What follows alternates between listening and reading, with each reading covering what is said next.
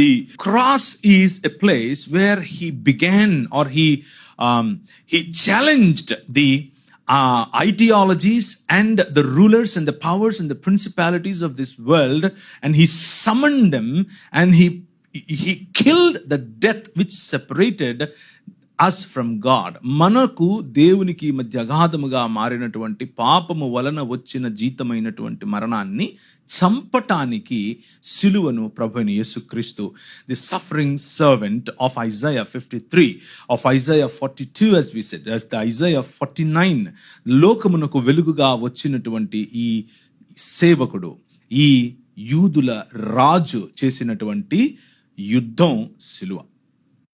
It is not only a very weak moment of a helpless man, బట్టలు తీసి ఆయన తీసుకెళ్తున్నాం అని విర్రవీగినటువంటి వాళ్లకు, కయపకు, అన్నకు, అలాగే హెరోదుకు, అలాగే హెరోదీయులకు, అలాగే పిలాతుకు, అనగా యూదులు మరియు అన్యజనులు, మరియు ఎవరైతే ప్రభుత్వములు చేయువారము అని అనుకుంటున్నారో వారందరూ ఏమనుకున్నారు అని అంటే, now we are punishing the king of Jews అని అనుకున్నారు.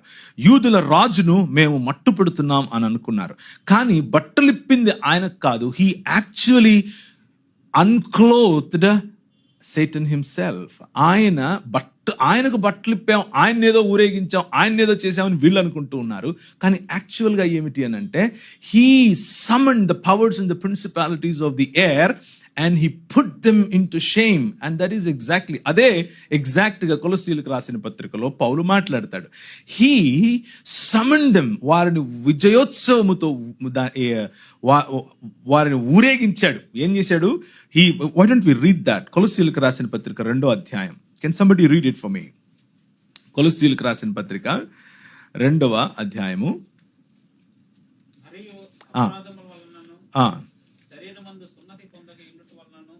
మీరు మృతులై ఉండగా దేవుడు వ్రాతపూర్వకమైన ఆజ్ఞల వలన మన మీద రుణముగాను మనకు విరోధముగాను ఉండిన పత్రమును మేకులతో సిలువకు కొట్టి దాని మీద చేవ్రాతను చిత్తిపెట్టి వేసి మనకు అడ్డము లేకుండా దానిని ఎత్తివేసి మన అపరాధములను క్షమించి ఆయనతో కూడా మిమ్మల్ని జీవింపచేసెను. ప్రధానులను అధికారులను నిరాయుధులనుగా చేసి సిలువ చేత జయోత్సవముతో వారిని పట్టి తెచ్చి బాహాటముగా వేడుకకు కనపరచను. Basically they are thinking that మేము యేసును పట్టి తెచ్చి బాహాటంగా వేడుక చేస్తున్నామని అనుకుంటున్నారు. కానీ it is Jesus who is doing that in reverse. It is Jesus who is